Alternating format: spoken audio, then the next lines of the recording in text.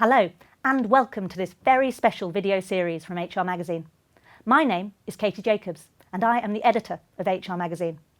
This year, to celebrate our 25th anniversary, we are pleased to present a series of video interviews with Dave Ulrich on the future of the HR profession. Ulrich is the father of the HR business partner model and is consistently voted one of the most influential thinkers in HR. In this video, kindly sponsored by Midland HR, Ulrich discusses HR transformation and the future of the HR function. Dave, what do you think the ideal HR director today looks like, and how does that compare to, say, 5-10 years ago? You know, Katie, we've been talking about HR of the future. The perspective is outside in. The outcomes are talent, leadership, and culture, but ultimately it has to come from HR. And so as we look at the transformation of HR, we see three things that you have to pay attention to. One is the HR professional. The other is the HR function in which we work. And the intersection of that is the analytics. How do we build data to drive both? Let me tell you what we're finding in a round of research that we're just finishing. So David Kryscynski and Mike Ulrich, our son, are leading it. But what we have found is there are some common food groups. And so let me kind of tell you the challenge. This is the business, commercial. We call it being a strategic positioner. And the challenge of competencies is to turn the business into a set of individual actions. So how do I connect commercial knowledge to individuals? So what we found is you have to be a strategic positioner, know the business, and you have to be a credible activist, building relationships of trust. And then what we found is there are a series of flows or processes that connect them. You got to manage talent, you got to manage the incentive system, you got to manage change, you got to manage culture, you got to manage operational excellence. These flows have to be managed so that we can turn where the business is headed into what the individual needs. What we have found in this round of study is really fascinating. One of the key skills that predicts successful HR people is the ability to manage paradox. Paradox doesn't mean there's a right or a wrong, it means there's a tension. For example, should a company be long-term or short-term focused? Yes. Should a company focus on the individual or on the company? Yes. Should the company relish its past and or create its future? Yes. What we're finding in our latest research is there's an inherent tension in every one of these processes. And when HR people can manage that paradox or tension, they can better connect the business to the individual. So is it being comfortable with ambiguity? Absolutely. That's a key part of it. Because, and not only, by the way, here's the tension. You're comfortable with ambiguity and at the same time you like focus. Here's what we call it. You love divergent thinking. Tell me the options. What else could we do? And then you do convergent thinking. So where do we focus?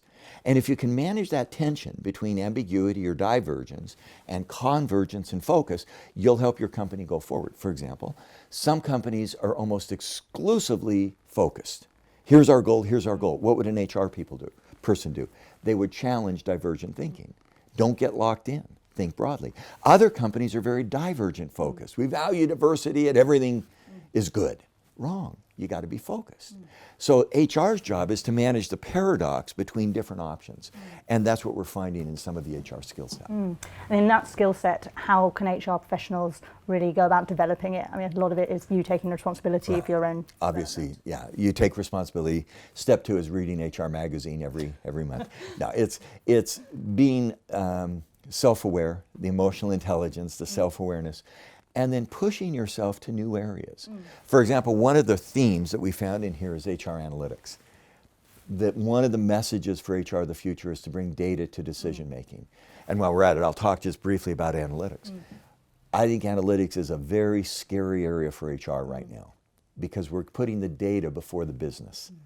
We worked in a company, or we saw a company, they had done a brilliant 6-month analytical assignment about retention rate of the top 4 levels of management.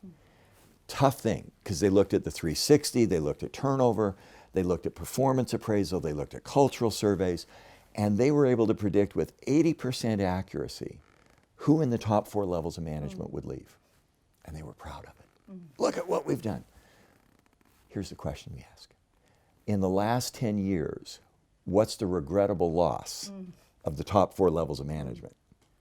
And they hemmed and they hawed, and I said, what's the loss? Regrettable loss, because sometimes people leave and it's good. 2%. And I said, in the scheme of your business problems, where is regrettable loss? About number 10. So why did you study it?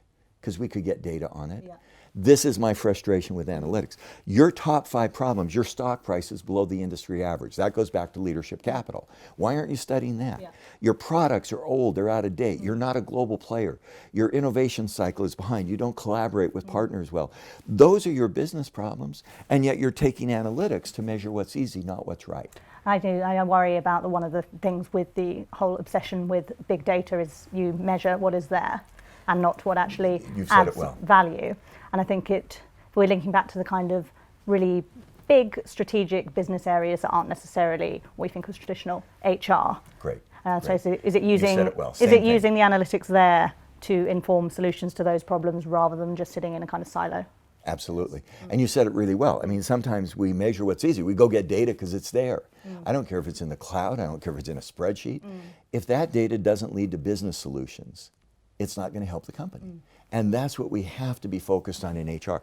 Analytics doesn't start with the data. It starts with the intervention and the problem we have to fix.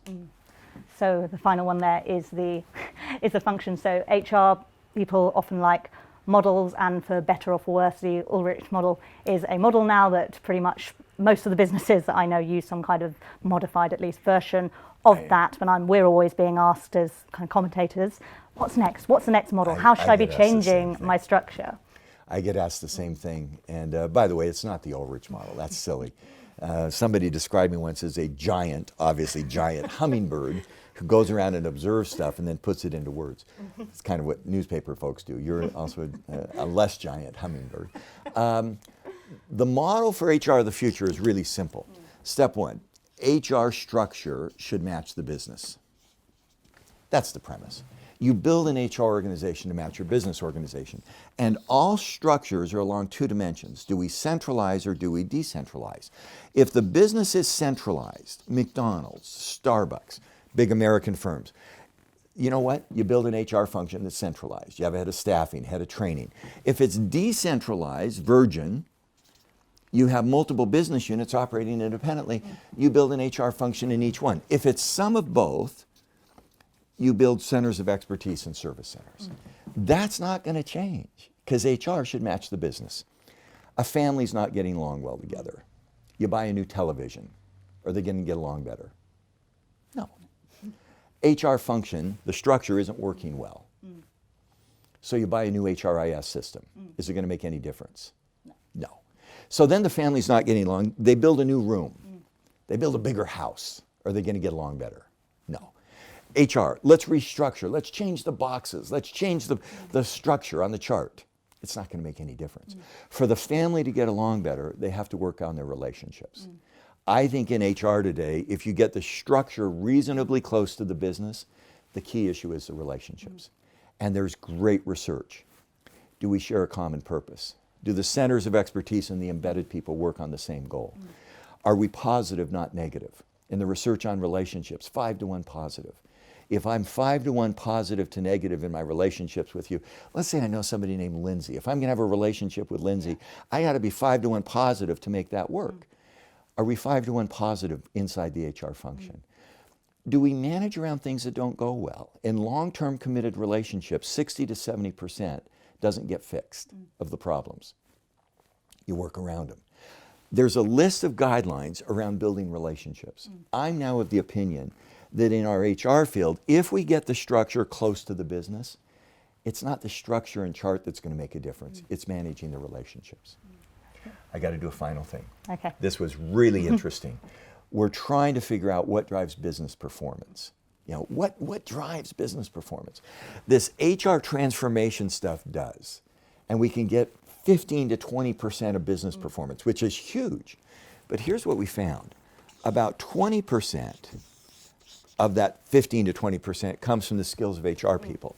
About 80% comes from how well our HR department works together. I think one of the takeaways in the competencies is organization, culture, systems, what you talked about earlier, is more important than people. And our data says that even in HR, that's really matters.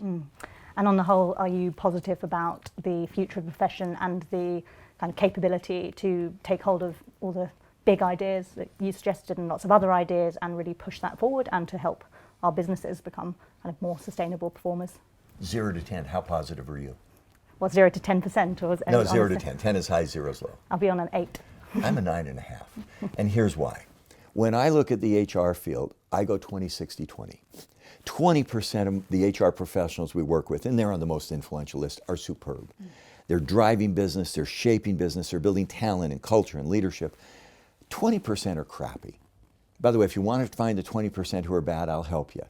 They're there. But I think we're getting less enamored with them. Let's focus on the middle 60%. And in my view, the 60% are moving to the top 20. And so I'm really optimistic. Partly because if HR doesn't do it, business is going to find a way to do it. This is not about the HR profession. Adding value through HR is about helping businesses win. And when you have that, it's very likely to happen. Dave, I'd like to thank you so much for giving us such a wide range of insights into the future of the HR profession. And I know I'm really pleased to hear that you're positive about the future, because we at HR Magazine are really, really excited and optimistic about the future of the profession. And we can't wait to see where the profession can continue to develop and add value and become even more influential in businesses. My name's Katie Jacobs. I'm the editor of HR Magazine. I'd like to thank you all very much for watching this today.